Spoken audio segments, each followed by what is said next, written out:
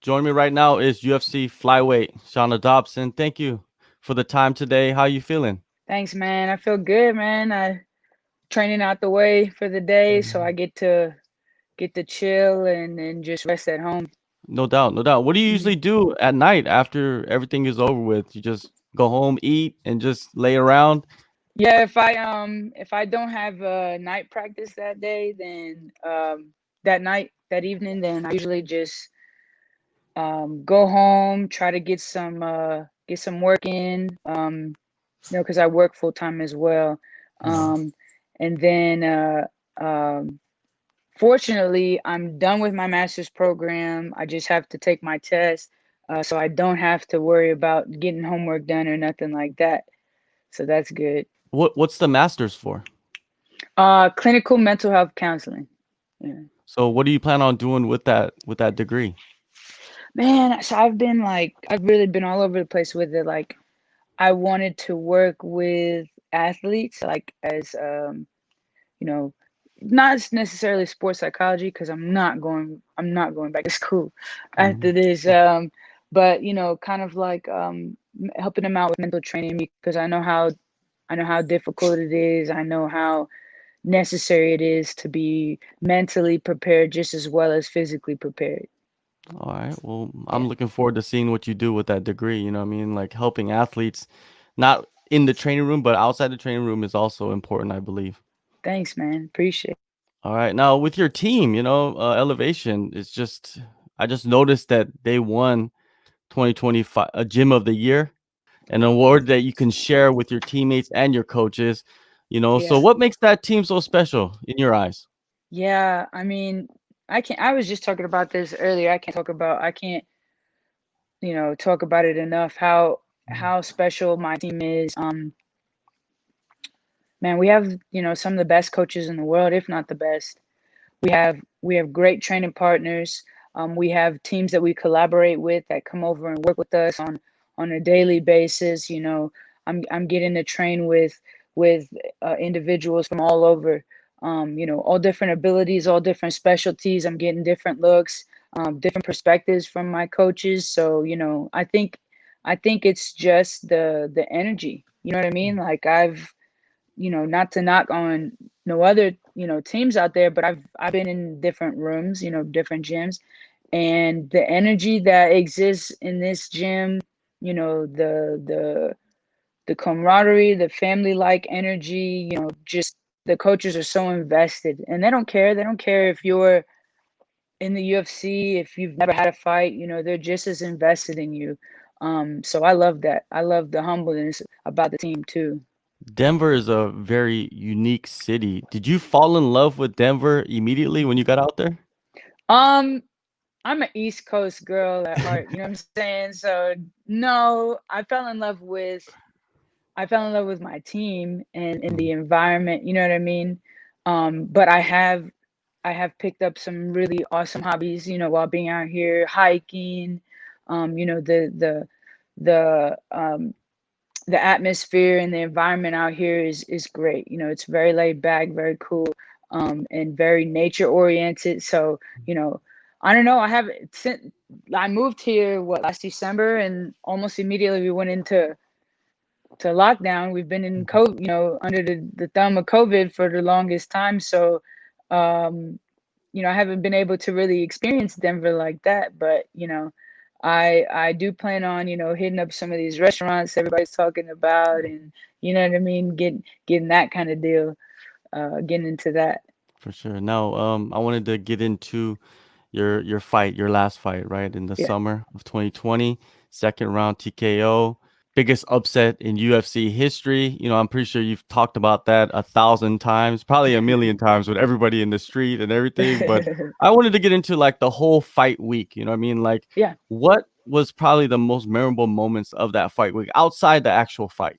hmm Uh, I'm trying to think. I guess bonding with my coaches. You know what I mean? Like, normally when I see them, we're working.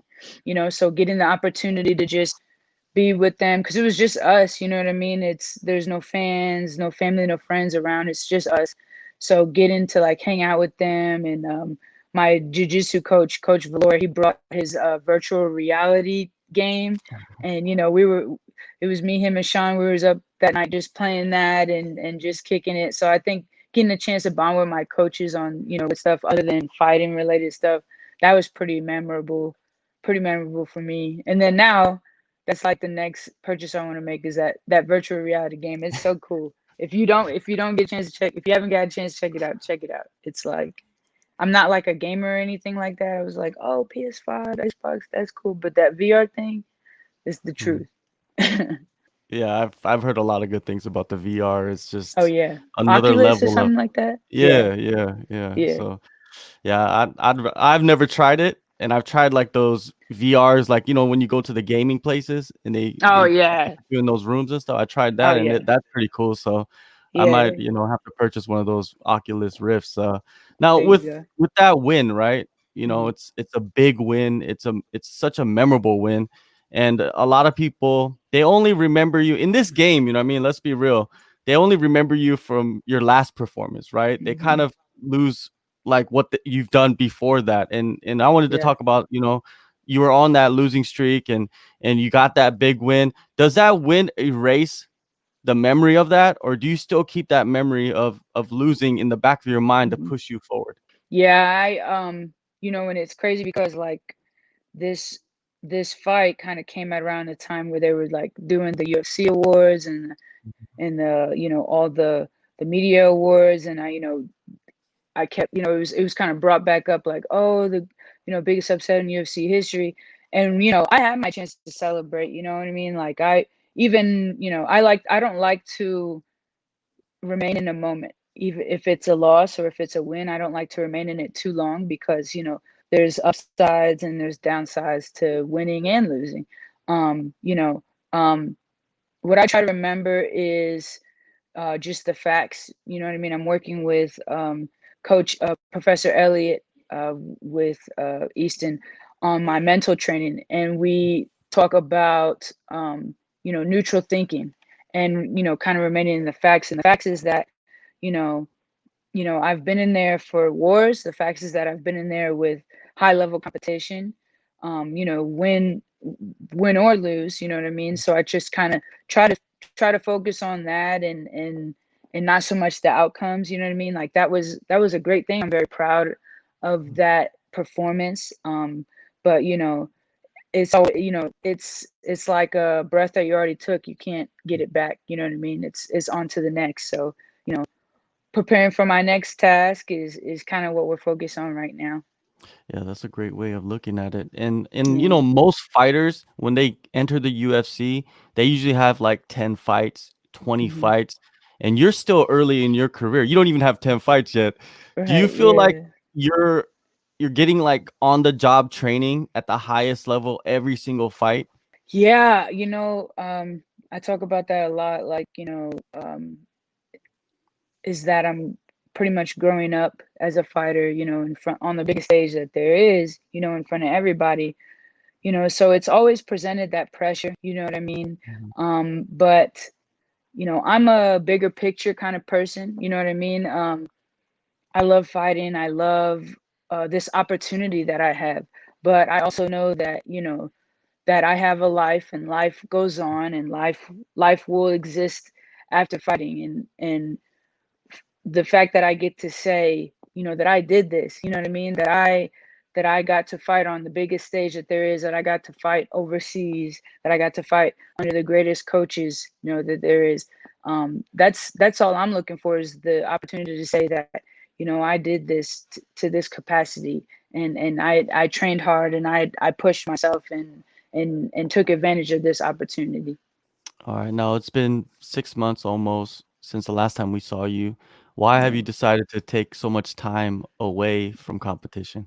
I got my wisdom teeth out like Oh, um after I fought. So I had to take some time for them to heal. I got all four out at the same time. This is something that like it's been like a long time. I should have done that when I was like a teenager, but I don't like um I don't know, I don't like mouth surgery or nothing like that. So I put it off, and then they're finally like, come on. So I was actually supposed to get it done before my last fight, but they said that, that's not a good idea if you're looking to go into competition. So I had to let my jaw heal up and all that. Um, and I think it worked out, just because, just as everybody anticipated, COVID was going to come around and, mess everything up again. So getting to kind of get over that, sort through that, get our training schedule right, and things of that sort. Get with my coaches, make sure all the teammates, we had a solid group that I could train with. That was necessary. So. Does that make a difference in your everyday life, getting your wisdom teeth pulled? Probably not your everyday life, but the surgeon was like, yeah, if you get hit in the jaw, like even lightly within a certain period of time, your jaw will break. And I was like, oh, I was like, well, Wow. that's what I do. So let me make sure I schedule that at a good time, and then let me chill for a second. Um, so yeah, I always like to come in prepared. You know what I mean? I would like to this year, 2021, I'd like to fight more. I'd like to, Mhm. get more fights in. But it, I think that I needed this year, like this entire year, to kind of get acclimated with my new team, and kind of get with the groove, and with my coaches, and everything. So, you know, I believe that everything happens for a reason. Timeline wise, everything happens for a reason, and I'm glad that this opportunity presented itself for me to go on and fight Casey in February. Yes, Casey, you're kicking 2021 off against another prospect very Hmm. similar to Agapova. Do you see similarities in these two fighters? A little bit, yes and no. I think that Casey might be a little bit more tactical. Um, Mariah, she comes out kind of wild. No disrespect to her, she comes out kind of wild. At this level, that's gonna do nothing but get you caught. So I think Casey's a little bit more tactical. We'll just have to see. But we like to prepare for whatever. We like to prepare for any kind of opponent, any kind of pace. Um, and we just worry about what we're gonna do mainly. So when you look at her and you Mhm, stack her up against yourself and the style that she brings, like what do you mhm. see? I see she's young. She's an up and comer. I just see that, I've been tested. I've been battle tested. Um, I've been in there with, killers. I've been in there with former champs. I've been in there with, people who have had like racks and racks of fights on top of mine. Um, and it's there's nothing, the level of competition that I get to prepare with. There's nothing that I haven't seen either in the cage or in the training room that I'm not ready for. But I'm excited. I'm always excited to get in there and feel somebody different. You know what I mean? Every time it's like, I don't know. I'm very, like, I have a very mutual respect for the girls I get in there and I share the cage with. I think it's a very, like, intimate thing.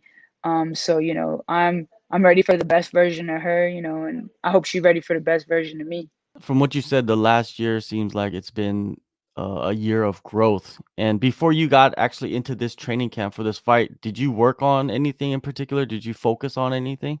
Yeah, we're constantly working. One thing is, like, camp is only slightly different than our regular training schedule.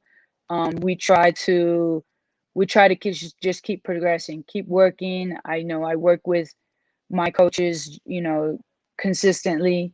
Um, so we always try to keep the growth going in between camps. Camps is pretty much just supposed to be like sharpening your tools, maybe training specific things for your specific opponent. But other than that, we're constantly growing, we're constantly working. All right. Now, the small cage in Vegas, Mm. does that play into your favor for, with your style? I mean, so when I first started fighting in Texas, we used to call it this. a squage or whatever. So there's this promotion called XKO in Dallas, and it was the cage was square and it was tiny. So I remember training for that little bit of space. It can be an advantage, it could be a disadvantage. Just learning how to work with it. You know, offensively and also defensively, I think is the most important thing. I didn't really notice too much of a difference with the smaller cage. But we have a official size cage at our gym that we use, and I just kind of try to keep that in mind. Like, okay, it's gonna be a little bit smaller than this. How are you expecting to welcome Casey ONeill to the UFC? I'm expecting to just do my thing, impose my game. Um, give her a tough fight. Um, you know, um, People, they say like, oh, I'm gonna get knocked out, I'm gonna do this, I'm gonna do that. You know, I think that looking for a knockout, or you know what I mean, that's probably a very amateur thing to do, or say. You know what I mean? It just happens. You don't. It's about placement. It's about timing. It's about whatever happens is gonna happen. So I know that. Coach Sean Madden. Yes. We've been working on a lot of stuff to set up my strengths, and that's all we can really do is um, all I know is she's getting in there with a tested fighter, and she's getting in there with somebody that's been I don't have a terrible amount of experience, but if you look at the experience that I do have, you know I just hope that she's ready for that. Definitely. If you do look at your resume, you do have some big experience against some big names, Thanks, some man. battle Thanks for tested the. opponents. Now, Mhm. one last thing, what do you want to Yeah. accomplish in this fight? You know what I mean? Like when you go out there, there's something that a lot of fighters, they have a goal in mind. Is there anything in mind? Like of course it's not about Mhm. finishing the fight, it's about Mhm. having some kind of performance.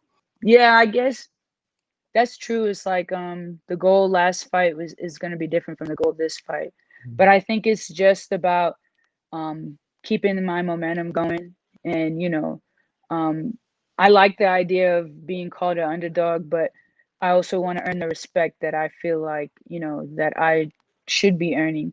Um, so I think that's mainly the thing, is like just keeping that momentum going, and being a respected and recognized individual in the division.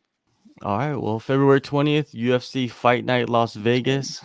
Thank you so much for the time. It's going to be a good fight. I feel like you guys match up really well. And Thanks, like you man. said, you have that experience going in, and that's going to be a key factor. Hey, I appreciate you having me tonight. Thanks, man. Take a move in the ring. You can hit me with the words you feel.